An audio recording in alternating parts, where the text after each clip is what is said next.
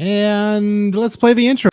Well, we're off to a flying start here on the Magic Valley Prepcast on IdahoSports.com. Welcome in. It's your one-stop shop for all things District 4 athletics, week in, week out in that great state of Idaho. We are coming at you live on the IdahoSports.com YouTube channel, Facebook page, and X account. You can watch this on replay at all three of those destinations. You can also listen to this at IdahoSports.com or wherever you download and subscribe to your podcasts. My name is Brandon Baney. Let's bring in Scott Burton, our Magic Valley expert. Yo, what's up, Scotty? What's going on, Brandon? This is about what, your 100th one today? Yeah, I'm a busy guy, especially with Labor Day. Took the day off, and then that just compresses everything. So, Jeez, I know this is our second go around today, and I know you had one right before this, and so tell you what, Paul doesn't pay you enough. Yeah, can I get that in writing? That's I could probably give it to you in some sort of crayon font. Yeah, backward R's maybe. Yeah, there we go. That's that'll work. Yeah, so let's talk about Scott. Your moniker for today is Game Day because you are part of the first for you, but third overall Gem State Game Day this week. It's our new show that airs live tomorrow morning, Thursday morning, 7 a.m. Pacific, 8 a.m. Mountain Time, right here on the IdahoSports.com YouTube channel, Facebook page, and X account. It's our statewide football preview show we do every week. Oh yeah. It's something special. It's pretty cool. It's the equivalent of college game day. I mean, we're not like having the flags and the signs and all that kind of stuff and the, Herb Street bashing and all and whatever else is going on. But it's really cool because it really does take you around the entire state in every classification. And what are the marquee matchups? What are some of the hidden stories? And it really kind of takes all of the podcasts and blends them together and focuses on football. So it's a pretty cool deal. And plus I put game day because my gosh, you don't realize how much you miss football until it's here. And we're talking high school, college, pro, all of it. And you wake up Saturday morning and you turn on game day and you're like, everything's right in the world again. You just get that feeling. So game day it is. Yes, I like it for sure. Okay. We're going to talk about a big football result that happened last week. But first, let's hit the golf course. We got to give our golfers some love. Wood River hosted the Wood River Invite last week. What is the course up there in Higley? Well, they used to play like the resort course, the Valley course, and they've got Warm Springs up there. They've got a couple of, I think Sun Valley Club is the elite one. And they used to play that there. And, those courses up there can get pretty challenging too, because they're not just sort of a municipal course that you can just blow it out around all over the place and then scramble and save par. I mean, you have got to be accurate off the tee, and it makes it a little bit harder up in that area. Yeah, this looks like, I'm not sure. I'm looking at the Wood River golf schedule, but I don't see it on there. Anyway, it was the Wood River Invite, Scott, but it looks like it was in Jackpot. That's what their website says. Okay. Well, anyways. That's a fun track too. That's a fun one to play. Interesting. I mean, Sun Valley, you get the mountains in the backdrop, and Jackpot, you get the casinos in the backdrop. You know what happened is, and this is also we're going to talk about on the show today. The smoke, they probably had to move it. Oh, yeah, boy, yeah. I can't believe we forgot all about that because that thing has been all over the place. And I got a text from Kevin Stilling, their AD up there, just a few days ago. It was just a picture of basically Higley on fire.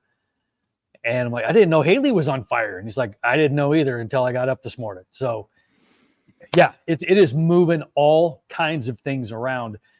We saw that in football this past week where teams at the last second are trying to hop on a bus and go somewhere they didn't plan to go just so they could play. Yeah. Okay. Well, that makes more sense. Okay. So Wood River Invite in Jackpot because of the smoke, we think.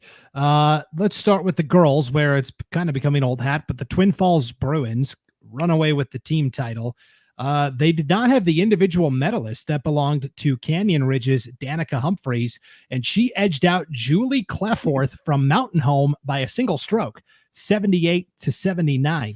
The Twin Falls didn't even finish second overall, but they had 4 individuals in the top 10. Elena Leckerkirk took third. Colette Jenkins took 5th. May Lickley took 6th. So that, I mean, strength in numbers for Twin Falls again this year. Congratulations to the girls for winning the team title, and to Danica Humphreys from Canyon Ridge for winning the individual title by a single stroke, Scott. Yeah, I mean, it's really the same old song and dance. You can have a great golfer, doesn't mean you have a great team. And that's the thing that the Bruins have been able to do year in and year out, boys and girls, is they're just deep. You know, you can have 3 really good golfers, but it's going to be your 4 and your 5 that are going to make the difference. You know, you can't have them coming in at, you know, shooting 95 and 100 and 110 or 250 or whatever it is now. You just can't. And that's where you're going to win and lose. And that's why Twin is so good. And that's why Bishop Kelly is so good. They're deep. Yes. And then on the boys' side, a pleasant surprise. Mountain Home wins the team title. Way to go, Moho Tigers. Twin Falls took second place there, and then the hosts from Wood River finished third. Mountain Home did the double dip. Not only did they win the team title, they had the individual medalist Chad Stevenson shoots a 75 to win the title by 4 strokes over James Dunn and Trey Billings, both from Twin Falls High. They finished tied for second at 79. Tice Feenstra from Mountain Home took 4th, and then Langdon Keever also hit the top 10. He finished in 8th place. So how about the Mountain Home boys golf team, Scott? That's pretty cool. Yeah, no, they've got a few kids that can play, you know, and they've got a course up there that is it. I tell you what, the wind is always blowing in Mountain Home, put it that way. And anytime you play that course there, you are going to battle wind, and so you learn to handle that. You learn to kind of hit the low stingers, keep it underneath the wind, and you learn to deal with the elements, because a lot of times in these fair weather places that these kids practice and play, they don't ever practice playing in the elements. And so when they get to a state tournament, district tournament, it's a whole different ballgame, you know. But, you know, hey, it's good to see Mountain Home get up there and challenge a little bit too. Yeah, nicely done. Mountain Home boys. We'll have to keep a closer eye on them as the golf season progresses. So, and the golf season is already like halfway over, Scott. I mean, we're not quite, but I mean, we're getting, I mean, it's crazy how quickly it goes. I think a lot of people are going to be up next. It's the Minico invite, and that is Thursday. So I think a lot of our Magic Valley teams will be golfing over there in Rupert. That is tomorrow. Okay, football. A lot of good stuff last week, but really the tone was set Thursday night, a Thursday night showdown. Buhl travels to Weiser. They had not beaten Weiser in over 20 years, Scott. We do every week the IdahoSports.com Pick 6, where we take 6 games, 1 for each classification, and the 6 prepcasters, we all make our predictions on who we think are going to win. We're keeping track of the season standings. I'm in first place right now, by the way, 8-4, just saying. But that was one of the games we had to pick for Class 4A, Buhl at Weiser. All 6 of us picked Weiser, and then Buhl goes on the road and gets a 9-6 win. I mean, it was an incredible performance by Buhl. It was their season debut, and they admitted, hey, we used your guys' picks as a little bit of motivation. Well, you know, all of that was intentional. You know, we kind of knew that Buhl was going to go up there and take care of business. I knew it anyway, and so I thought I'd choose Weiser just to motivate him. I mean, you're welcome. Yeah. Okay. There's our podcast title. You're welcome. I like that. Yeah. No, I don't think anybody around the state that really followed a whole lot of football that knew much thought that Buhl would go up to Weiser and come away with a road win. I mean, not that they couldn't do it, but I mean, track record. I mean, Weiser is year in and year out a power. Yep. And so earlier this week, I did an interview with Buhl head coach Josh Creasey and 4 members of that Buhl Indians football team. Now, I recorded that for our Gem State Game Day show, which again airs Thursday morning 8 a.m. Mountain Time live here on the IdahoSports.com YouTube channel, Facebook page, and X account. You can watch it anytime, Thursday or Friday. But I already pre-recorded this interview earlier in the week, but I thought let's play it here as well because it does pertain to the Magic Valley, and then we can circle back with some post-interview commentary, as it were. Scott, sound good? You got it. All right, take it away, Buhl Indians. Welcome back to Gem State Game Day here on IdahoSports.com. Brandon Baney, pleased to be joined by a quintet of Buhl Indians. Buhl had a breakthrough performance in a 9-6 road win over Weiser last Thursday night. And of course, the experts at IdahoSports.com, not a single one of us picked Buhl to win that game in our IdahoSports.com Pick 6. So when we make a wrong prediction, we've got to own it, and that's what I am here to do on behalf of the company. Let me introduce our quintet of Buhl Indians. We'll start with the players in front. From left to right, we have junior tight end and defensive end Porter Higley, senior middle linebacker and left guard Ryder Sheen, junior quarterback Zack Azevedo, and senior running back and linebacker Gabe Finley. And we'll get to you gentlemen in just a second, but I want to speak first to your head coach. He's the guy in the back there. That's head coach Josh Creasey in his second season in charge of this Buhl program. Congratulations on the win, Coach. What was your message to the team after you guys pulled off that 9-6 win? Yeah, thanks for having us on. This group of kids is great, honestly. These kids, they've been putting in the work, and since we've been here in Buhl, it's just been a process of getting closer and closer to reaching our goal. I think the last couple of years, we've had Weiser. We just had those couple of plays here and there that kind of haven't gone our way. And my message to the kids was just, hey, anything's possible. You guys have put the work in, believe we can do it. And it's us against everybody. And let's just go out and get it done. Yeah, this happened to you guys last year, too. You had to go to McCall Donnelly in the opening round of the playoffs. A lot of people said, oh, boy, that's a tough place to go play, and the Vandals are so good. And you guys pulled it off then, too, as well. You guys really thrive in that underdog role, right? Yeah, I think that's something that's been common since we came in Buhl is you know what, a lot of people just kind of overlook us, and we're perfectly happy with that. We're just going to sit back, and we're just going to put our nose to the grindstone, and we're going to work as hard as we can every day, and we're just going to reach our full potential. And that's really what it boils down to, is we're just going to work harder than we think our opponents do, because that's who we are. For sure. Full disclosure, this show usually airs live Thursday mornings on IdahoSports.com. We are pre-recording this part of the show on Labor Day. Coach Creasey, you're going to be somewhat busy here this week, right? Yeah, absolutely. In about 12 hours from now, I'll be having a baby girl, and we're super excited about that. Oh my gosh. Congratulations. What a blessing. What a gift. So excited for you and your family. Will you be back on the sidelines for the next game, or have you got a contingency plan in place? I will be at practice tomorrow. And that's just who we are. And you know what? We're going to enjoy the baby, that blessing in the morning. But my wife is so supportive, and she would want nothing more than for me to come and be at practice, just like I asked the kids to do, and we're all in. So awesome. I'll be here. I love that mentality. Congratulations again on the win, Coach Creasey. I'll let you get back to getting ready for preparations for the baby, and I'll talk to your guys. Thank you so much. Of course. That's Josh Creasey, the second-year head coach of the Buhl football program. And now let's talk to the guys that actually made it happen out there on the field. I'll start with you, Porter Higley, junior tight end, defensive end. Congratulations on the victory. How did it feel to go to Weiser and beat a team that Buhl hasn't beaten in a really long time? It was awesome. The whole game was super hyping. We kicked a field goal with about a little over a minute left, and I feel like that's why I knew we were gonna win, because we played super good defense all game, and they hadn't had a lot going for them to passing wise. So I felt like we were gonna stop them. So I got so excited, and then for 30 minutes after the game, any small thing would happen, and then the whole team would go crazy because we were so excited.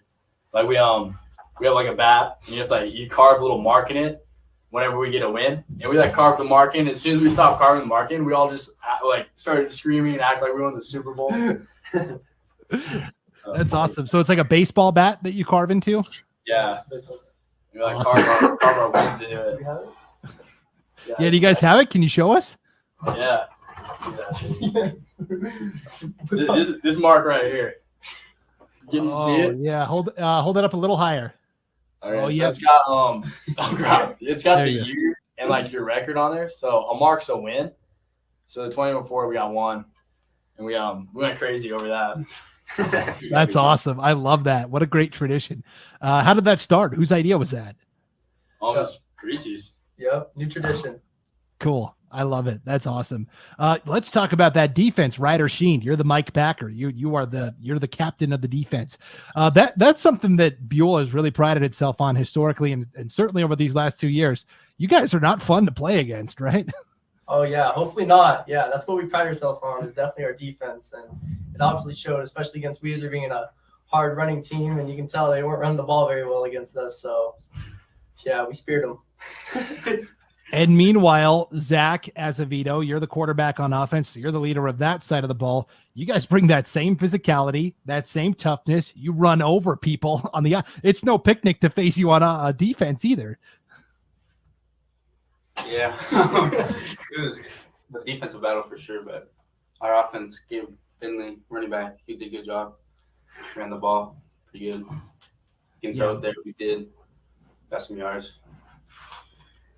Yeah. What's something, because you played last year as well on offense. What were some of the goals that you set for yourself, Zack, in terms of improving your performance on the field this year? My goal is to get a lot of passing yards, like to break the record here in Buhl. Is that something are you close to that? Do you know what the number is? No, I have no idea. Okay. When it happens, they'll let you know. He's about halfway there. Okay, that's Coach Creasey off camera there, about halfway there. That's good. And you're only a junior, so you've got lots of room to operate still. That's great.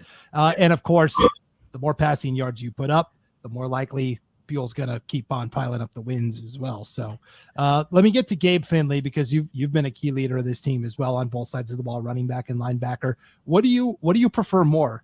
Just stiff arming or running over somebody as a ball carrier, or pursuing somebody on defense and being able to bring them down? I like both. I like smashing kids on defense. It's really fun. Yeah, just playing football. I just like it. Awesome. Okay. Now, this is your chance. I'm going to give each of you a chance to publicly shame not only me, but the experts at IdahoSports.com. Last week in our pick 6, we all picked Weiser to win. You guys went over there Thursday night, took care of business. I know you guys were very motivated. So we'll start with Porter, and then we'll go to Ryder, and then Zack, and then Gabe. Go ahead and let me and our company have it. Go ahead. You guys get a little pay cut after that, or what? I wish, sadly. Yeah, no, we I don't blame you guys. We never beat them. We haven't beat them I don't know what it was, 20 years or something. But it's good motivation. It got us going. We're passing around the bus before the game, the predictions, and we were like, I can't believe none of them picked us. Not even a single one. We're like, they're stupid. Oh yeah, we have been accused of many things. Being smart, not necessarily one of them. Ryder, let me have it. Yeah, no, it was definitely funny, very motivational. So I think you guys definitely helped us there. It's more of damn, they really think we ain't gonna beat their ass, but we got it done. So. Oh, I love it. Zack, what did you think when you saw that? I thought that we needed to go out there and play our hardest, prove everyone wrong. I can't agree more than that. Gabe, you get the last word on this. Yeah, I was the one that started showing everybody in the bus. I was sitting up front, so I seen it on my phone. I'm like, hey, everybody got to see this. So I started walking down the line. I'm like, look at this, look at this, look at this. And I was like, let them bet against us. So keep betting against us. I like it. Yes, we'll gladly continue to supply that motivation. Was this before the game or after the game you saw this? This is before the game. I was walking down the aisles. I was like, look at this, look at this. Yeah, and everybody was like, oh, that, yeah. We were getting pumped up in the bus. Awesome. Glad we could be a small part of it. You guys did the heavy lifting, though. It's been a lot of fun to watch you guys over the past year and a half continue to build this program up, and we are so excited to see what you guys continue to do this year. And might be a while before Buhl's on the old pick 6 again. We might just play it safe. We don't want to we don't want to alienate Buhl Indian Nation again, but Yeah. guys, I appreciate it. All right, Scott, there we go. That was the Buhl quintet. Big thanks to Ryder Sheen, Gabe Finley, Zack Azevedo, and Porter Higley, and then of course Coach Josh Creasey as well. I had a lot of fun doing that. Oh, I bet. And the cool thing about it is, those picks mean something to them. And, and I can't help but think if I were in their shoes, I would be looking at the same stuff. And you're so exposed to everything these days that it's just so cool that meant something, whether we got it right or wrong. And I was doing it on purpose. You're welcome. But that is cool that he's marching up and down the aisle, getting everybody motivated. Look at these guys. Idaho Sports doesn't think we're going to win. And, well, gosh dang it. Good job, Buhl. And the thing I like about this Buhl team and the way that they've kind of handled themselves over the past, I guess, couple of years that they've started to climb the ladder is they have kind of taken on that underdog mentality. That kind of, nobody believes in us. Well, you know what? There's a reason, because look at that 4A field of schools. I mean, they get lost in the shuffle when you're talking about schools like Declo and Fruitland and Homedale and Kimberly and Snake River and Sugar and Teton and Weiser. I mean, there are so many schools to talk about in that classification that Buhl does get lost in the mix. And that's fine. Let them fly under the radar, let them be physical, and let them show up and surprise people. Yep, I love it. One more update to give. Josh Creasey, head coach for Buhl, was expecting a baby at some point. Happy to report, I got this from Coach Creasey Tuesday evening. Really would have been like Wednesday morning, early Wednesday morning, Mountain Time. I live in the Pacific time zone, but here's what he sent me. Make a sandwich like you were doing. Yes, dear. And making sure she gets. But as long as we're looking for her ear, her shoulder, and her little hips to all be in line. The team made me a ball and signed it. Baby Sierra arrived this morning. Mom and baby are doing happy and healthy. Everything is going great. Thanks for the interview on the podcast. Just wanted to give you an update. Baby was born this morning. Mom and baby are doing great. How cool is that, huh? The team got a football for the new baby, Sierra. Yeah, and it just kind of goes to show that the culture and the camaraderie and the family atmosphere that is being built over there, because it does take a special group of people in that inner circle to be successful at sports. I mean, from anywhere from the spouse that you've got to have a coach's wife or a coach's husband that can get on board, and then when something happens to you or happens to your kids, that's like something happening to your family. Right. So I know when I was coaching, if one of my kids had something traumatic in the family happen, that we felt that, because bless you, that was kind of how the dynamic worked. And this is no different. Coach has a baby. Well, guess what? All those boys have a little sister now. And it's pretty cool when you can build that type of atmosphere and that culture. Yep. Really cool story for sure. All right. Well, let's wrap up with this. The smoke from the wildfires up there in the upper Magic Valley, I call it, really in that kind of that Wood River area, right? And a little bit from Stanley over there in east central Idaho, just ravaged by wildfires. It's something that we're probably going to have to grapple with for, I don't know. I mean, it doesn't look like it's going away anytime soon. And so a lot of games got postponed last week. A lot of games got moved. For example, Minico was supposed to go to Mountain Home for their conference opener in football. It got switched, and Minico got to host that instead because Minico is kind of on the east end of the valley. It's not as bad over there.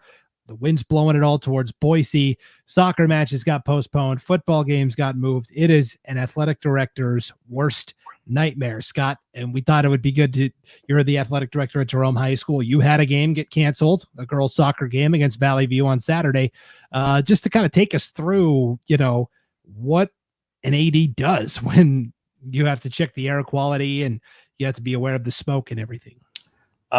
Geez Louise. First of all, you do a lot of wind dancing, just try to get the wind blowing, blow it on out of there. Then you pray a lot, and then you wait. And I think one of the mistakes that a lot of people make in these situations is they panic. They panic too soon.